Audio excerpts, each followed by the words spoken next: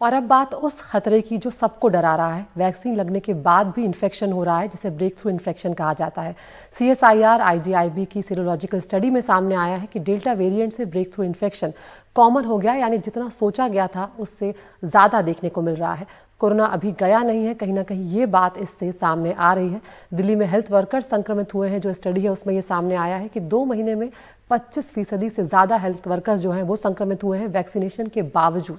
ज्यादातर इन्फेक्शन में मरीजों में लक्षण नहीं मिले हैं, वो एसिम्प्टोमेटिक रहे हैं, लेकिन कहीं ना कहीं ये बात परेशान कर रही है कि जिस हर्ड इम्यूनिटी की बात की जा रही थी उसके प्रभाव को जो डेल्टा वेरिएंट है वो कम कर देता है। और स्टडी में ये भी कहा गया है, उस बात को एक बार फिर से महत्व दिया गया है कि चाहे आपने वैक्सीन के दोनों डोज ले लिए हो, बावजूद उसके मास्क को लेकर अगर आपने लापरवाही बरती तो वो महंगा साबित हो सकता है। ये स्टडी अभी प्री प्रिंट है, पीयर रिव्यूज का नहीं हुआ है, लेकिन दिलचस्प चीजें इसमें सामने आई हैं। और हमारे साथ बातचीत करने के लिए जुड़ रहे हैं खास मेहमान डॉक्टर SK सरीन है, डायरेक्टर हैं ILBS के और दिल्ली सरकार की कोविड-19 पैनल के चेयरमैन भी। डॉक्टर साहब, बहुत शुक्रिया, आपने वक्त निकाला हमसे बातचीत के लिए। डॉक्टर सरीन, ये जो स्टडी है इससे क्या समझ में आता है? क्योंकि सबके मन में यही सवाल है कि टीका लेने से हर्ड इम्यूनिटी आ जाएगी, ये कहा गया था, लेकिन केसेस जो है वो लगातार सामने आ रहे हैं। केरल है और आज जो नंबर्स हैं हमारे 42,000 से ज्यादा, वो दुनिया में सबसे ज्यादा है। ये बहुत इम्पोर्टेंट मसला आपने रेज किया है।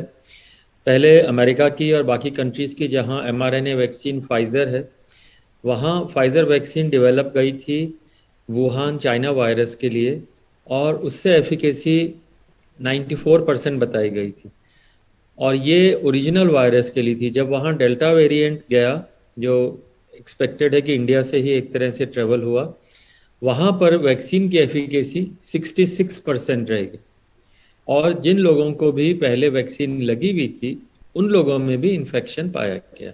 तो ये भारत के लिए नया नहीं है। भारत के अंदर वैक्सीन्स जो हैं, हम लोगों ने पहले सबसे पहली स्टडी ILBS से जब हुई थी, उस समय करीब 1800 हेल्थ केयर वर्कर जो हमारे थे, उसमें से जिन लोगों को 2-2 डोजेज वैक्सीन की लग गई थी, ये vaccine Indian made vaccine Covishield थी, और इस वैक्सीन के लगने के बाद में हमें उम्मीद थी कि लोगों में एंटीबॉडीज बनेंगी तो बचे रहेंगे। पर जब अप्रैल के अंदर और मई के अंदर डेल्टा वेरिएंट आया दिल्ली में, तो इन लोगों में से भी करीब 10 से 12% लोगों के अंदर दोबारा इन्फेक्शन हुआ। पर कोई भी व्यक्ति सीवियर इन्फेक्शन के कारण ऐसा नहीं कि उसे बहुत ज्यादा जानलेवा बीमारी हुई। पर हाँ, ये क्लियर था कि अगर आप पुरानी वैक्सीन लिए हुए हैं तो नई वैक्सीन आपको, नई इन्फेक्शंस जो हैं, म्यूटेंट्स, आपको पूरा बचा पाएंगे जी। जो करंट स्टडी की आप बात कर रहे हैं वो उसी का एक तरह से रिफ्लेक्शन है कि अगर आपका वायरस म्यूटेट होता रहेगा तो जो ओरिजिनल वायरस के खिलाफ वैक्सीन बनी है वो उतनी इफेक्टिव नहीं होगी। It is like a lock and की।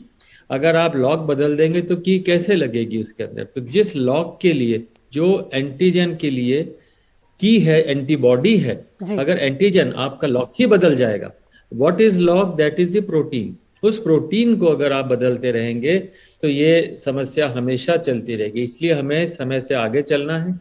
हमें हर वेरिएंट का पता लगाने के लिए लार्ज स्केल जीनोम सीक्वेंसिंग करनी है, और तभी हम इसको सॉल्व कर पाएंगे। तो डॉक्टर साहब, जिन लोगों ने डबल डोज ले लिया, यानी कि जिनका वैक्सीनेशन का डोज पूरा हो चुका है, उन्हें अब क्या सावधानियां बरतना है? क्योंकि कई बार लोग लापरवाही भी बहुत ज्यादा बरत रहे हैं, हमने देखा है।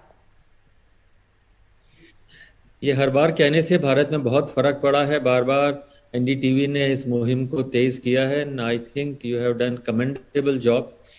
अब मैं जहां तक भी जाता हूं, अस्पताल में, मरीजों में, रिश्तेदारों में, मैं देखता हूं कि वैक्सीन लगी हो या ना लगी हो, करीब करीब 90% लोग अपना मास्क लगाए रहते हैं। अगर आप अपने कमरे में हो तो आप मास्क उतारें, अगर आप कमरे के बाहर हो बिल्कुल मास्क ना उतारें।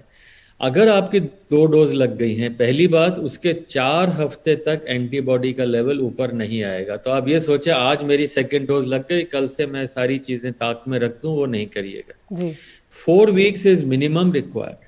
उसके बाद में कई लोगों ने जनवरी फरवरी में अपनी 1st डोज ली थी, और उसके बाद उस समय तो 4 हफ्ते के बाद 2nd डोज लग जाती थी। उन लोगों ने जिन्होंने अपनी वैक्सीन की 2nd डोज मार्च तक ले ली थी, उन लोगों के लिए भी ये जरूरी नहीं कि उनका एंटीबॉडी का लेवल आज भी उतना हाई होगा, हो सकता है कम हो जाए। उन लोगों को और ज्यादा एहतियात बरतना है। तीसरा, जिन लोगों की अभी सेकंड डोज नहीं लगेगी है, फर्स्ट डोज लगी है, उनको निश्चित रूप से एक्स्ट्रा केयरफुल रहना है, क्योंकि अब भारत में या वर्ल्ड में हर जगह सिर्फ डेल्टा वेरिएंट ही है। जी। तो अगर आपने जिस वैक्सीन वुहान के लिए अगर आपने एंटीबॉडीज के बनाने के लिए फर्स्ट डोज ली है, तो सेकंड डोज अगर नहीं ली तो आप बहुत ज्यादा प्रोन है, ऑलमोस्ट लाइक यू आर। जी डॉक्टर सरीन, यहाँ पर एक और महत्वपूर्ण सवाल जो लोग जानना चाहते हैं, अब स्कूल जो है वो खुलने जा रहे हैं दिल्ली में भी, तो लोगों के जहन में सबसे पहले यही सवाल आ रहा है कि भेजना है अपने बच्चों को स्कूल या नहीं भेजना है, और अगर भेजना है तो क्या करना है? देखिए, स्कूल खोलना जरूरी है। 1.5 साल से बच्चे घर में रहे हैं, उनका पढ़ना, उनका मेंटल डेवलपमेंट जरूरी है, पर हाँ, उनका प्रोटेक्शन भी हमारी जिम्मेदारी है। मेरी अपनी फीलिंग है कि अगर टीचर्स उस स्कूल में, वर्कर्स उस स्कूल के अंदर सारे अच्छे से वैक्सीनेटेड हैं, जिनको 2 डोज लग गई है, तो खतरा नहीं होना चाहिए। बच्चे जिस घर से आ रहे हैं, अगर वहां पर भी पेरेंट्स को 2 डोजेज लग चुकी हैं, तो कोई खतरा नहीं होना चाहिए। अब सिर्फ रहे बच्चे, एक बच्चा दूसरे से मिले। हाँ, छोटे बच्चे अगर अपने साथ ही रहें, बड़े अपने साथ ही रहें, जैसे एक तरह से उनकी टनल सी बन जाए, 5th वाले अपने स्कूल की बस से उतरें और वापस चले जाएं, और लोगों से ना मिलें, साथ खाना ना खाएं। अगर ये सारे एहतियात रखें तो मुझे लगता है कि बच्चों के अंदर इन्फेक्शन का खतरा बहुत कम है। वैसे भी बहुत कम है कोविड के अंदर बच्चों का कंपेयर टू एडल्ट्स, बट इसका ये मतलब नहीं। और मैंने देखा छोटे बच्चे, मैंने स्कूल की तरफ जाते हुए कई जगह देखे, वो मास्क लगाने में बड़ों से स्मार्ट हैं, उन्हें पता है कि हमें बचना है। तो ये ना सोचें यहाँ पर कि आपने महत्वपूर्ण बातें डॉक्टर सरीन बताई हैं, और कम से कम जिस सरल तरीके से आपने बताया है, उम्मीद है कि लोग उन सावधानियों को जरूर बरतेंगे। बहुत शुक्रिया, आपने बातचीत के लिए वक्त निकाला और ये जरूरी जानकारियां हमसे साझा की।